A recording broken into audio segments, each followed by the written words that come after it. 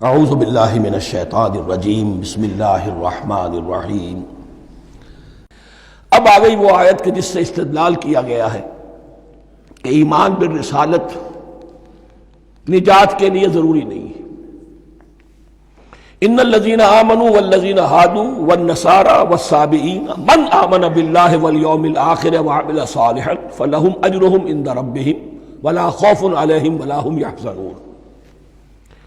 یقیناً جو لوگ ایمان لائے، اور اس سے مراد ہے جو ایمان لائے حضور پر، محمد پر صلی اللہ علیہ وسلم، والذین ہادوا، اور جو یہودی ہو گئے، والنصارى، اور نصرانی، والصابئین، اور صابی وہ لوگ تھے عراق کے علاقے میں رہتے تھے جو کہتے تھے کہ ہم دین ابراہیمی پر ہیں، لیکن ان کے ہاں بھی بہت کچھ بگڑ گیا تھا۔ جیسے حضرت ابراہیم کی نسل، حضرت اسماعیل کی نسل بگڑ گئی تھی، تو اس طرح وہ بھی بگڑ گئے تھے۔ ستارہ پرستی زیادہ تر ان کے ہاں تھی۔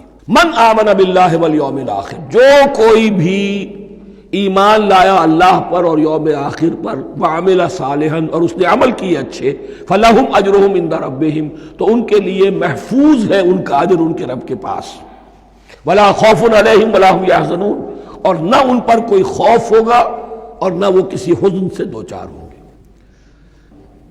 ظاہر الفاظ کے اعتبار سے دیکھیے کہ یہاں ایمان بالرسالت کا ذکر نہیں ہے۔ ویسے تو اگر کوئی اس سے یہ غلط استدلال کرتا ہے تو اس کا پہلا جو اصولی جواب ہے وہ تو یہ ہے کہ ایسی حدیثیں بھی موجود ہیں، من قال لا الہ الا اللہ دخل الجنہ، تو اس کے کیا معنی ہے؟ صرف کہنے سے جنت میں داخل ہو جائیں گے، کسی عمل کی ضرورت نہیں؟ جواب یہ دیا جائے گا پورے قرآن کو سامنے رکھو، پورے حدیث کے ذخیرے کو سامنے رکھو، کسی ایک جگہ سے کوئی ایک نتیجہ نکال لینا وہ صحیح نہیں۔ لیکن اس کے علاوہ وہ اصول جو میں بیان کر چکا ہوں کہ یہ سلسلہ شروع کہاں سے ہوا ہے، 5واں رکوع، وَآمِنُوا بِمَا أَنزَلْتُ مُصَدِّقًا لِمَا مَعَكُمْ وَلَا تَكُونُوا أَوَّلَ كَافِرٍ بِهِ۔ انہیں ایمان کی زوردار دعوت سے تو یہ ساری بات شروع ہوئی ہے۔ اب فصاحت اور بلاغت کا یہ تقاضا ہے کہ بار بار اس کو دہرایا نہ جائے، وہ بات انڈرسٹوڈ رہے گی، مقدر رہے گی، سمجھی جائے گی کہ ہر جگہ پر وہ موجود ہے، اس لیے کہ ساری گفتگو ہو رہی ہے اسی کے حوالے سے۔ وَآمِنُوا بِمَا أَنزَلْتُ مُصَدِّقًا لِمَا مَعَكُمْ وَلَا تَكُونُوا أَوَّلَ كَافِرٍ بِهِ وَلَا تَشْتَرُوا بِآيَاتِي ثَمَنًا قَلِيلًا وَإِيَّايَ فَاتَّقُونِ۔ اس حوالے سے یوں سمجھیے اب اس آیت کو کہ یہاں پر کچھ الفاظ محذوف مانے جائیں گے۔ ان الذین آمنوا والذین ہادوا والنصارى والصابئین من آمن باللہ والیوم الآخر وعمل صالحا فی ایامہم فلہم اجرہم عند ربہم ولا خوف علیہم ولا ہم یحزنون۔ ہر دور میں جبکہ ابھی حضرت عیسیٰ نہیں آئے تھے تو جو بھی یہودی تھے اس وقت تک، حضرت موسیٰ کے ماننے والے، وہ جو بھی اللہ پر ایمان رکھتے تھے اور نیک عمل کرتے تھے، آخرت کو مانتے تھے، ان کی نجات ہو جائے گی۔ لیکن حضرت عیسیٰ کے آنے کے بعد ان کو نہیں مانا، اب وہ کافر قرار۔ لیکن اب حضرت عیسیٰ کے آنے کے بعد جب تک حضور نہیں آئے جو بھی مانتا ہے، لیکن یہ کہ شرط یہی ہوگی کہ اپنے اپنے زمانے میں، اصل میں نفی جس بات کی جا رہی ہے وہ یہ ہے کہ یہ نہ سمجھو کہ کسی گروہ میں ہونے سے نجات ہوتی ہے۔ نجات کسی گروہ میں ہونے کی وجہ سے نہیں ہے، نجات کی بنیاد ایمان اور عمل صالح ہے۔ کسی رسول پر ایمان لانا اپنے دور کے رسول پر وہ تو لازم ہے، لیکن یہ ہے کہ اس پر ایمان تو لے آئے اور وہ عمل صالح نہیں ہے تو نجات نہیں ہوگی۔ تو یہ اپنے اپنے دور میں، اپنے اپنے زمانے میں ہر امت کے لیے، وَلِكُلِّ أُمَّةٍ أَجَلٌ، قرآن مجید کے ایک مقام پر آیا ہے، ہر امت کے لیے ایک خاص معین مدت ہے۔ اس معینہ مدت میں اب ظاہر بات ہے جو لوگ حضور کی بعثت سے پہلے فوت ہو گئے ان پر تو کوئی ذمہ داری نہیں تھی حضور پر ایمان لانے کی، اور ایسے لوگ تھے، ایسے موحدین مکے میں موجود تھے جو یہ کہتے تھے کعبے کے پردے پکڑ پکڑ کر، اے اللہ ہم صرف تجھے پوجنا چاہتے ہیں، صرف تیری بندگی کرنا چاہتے ہیں، لیکن جانتے نہیں کیسے کریں۔ یہ بات موجود تھی اور ان کا انتقال بھی ہو گیا۔ یہ زید، سعید ابن زید، سعید جو حضرت عمر کے بہنوئی تھے اور وہ عشرہ مبشرہ میں سے ہیں، ان کی اہلیہ حضرت فاطمہ بنت خطاب، ان دونوں کے ایمان کو اللہ نے ذریعہ بنایا حضرت عمر کے ایمان کا، اور یہ والد تھے سعید کے زید، وہ یہ کہتے ہوئے دنیا سے چلے گئے حضور کی ابھی بعثت ہی نہیں ہوئی تھی، اے اللہ میں صرف تیری بندگی کرنا چاہتا ہوں، کیسے کروں یہ نہیں جانتا۔ اسی کو ذہن میں رکھیے، اہدنا الصراط المستقیم جو میں نے کہا تھا، ایک سلیم الفطرت انسان، سلیم العقل انسان توحید تک پہنچ جاتا ہے، آخرت کو پہچان لیتا ہے، لیکن اب کیا کروں؟ اس شریعت کے لیے، ان احکام کے لیے وہ دستے سوال دراز کرنے پر مجبور ہے۔ الحمدللہ رب العالمین الرحمن الرحیم مالک یوم الدین ایاک نعبد و ایاک نستعین اہدنا الصراط المستقیم۔ اسی صراط المستقیم کی دعا کا یہ جواب اب آئے گا، شروع ہوگا سورہ بقرہ سے، یہ کرو یہ نہ کرو، یہ فرض ہے، یہ تم پر لازم کیا گیا، یہ چیز حرام کی گئی، وغیرہ وغیرہ۔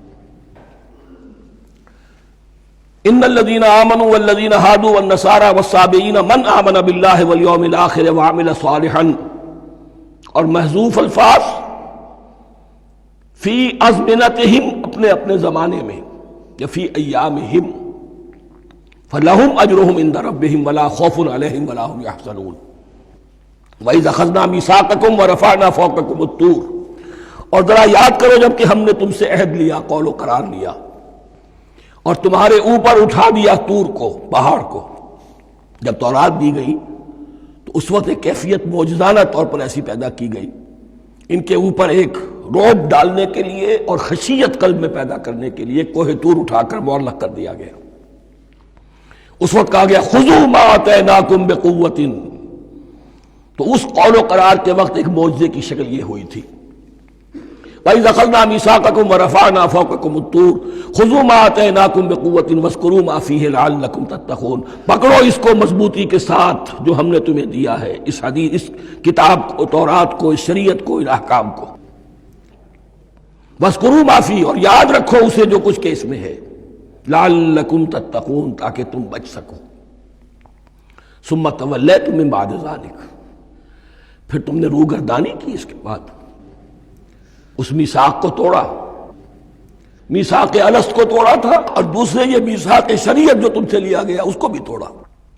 ثم تولیتم من بعد ذلک فلولا فضل اللہ علیکم ورحمتہ لکنتم من الخاسرین، پھر اگر اللہ کا فضل تمہارے شامل حال نہ ہوتا اور اس کی رحمت تمہاری دستگیری نہ کرتی رہتی، بار بار تمہیں معاف کیا، تمہیں مہلت دی، تو اگر یہ چیز نہ ہوتی تو اسی وقت سے تم خسارہ پانے والے اور تباہ ہونے والے ہو جاتے۔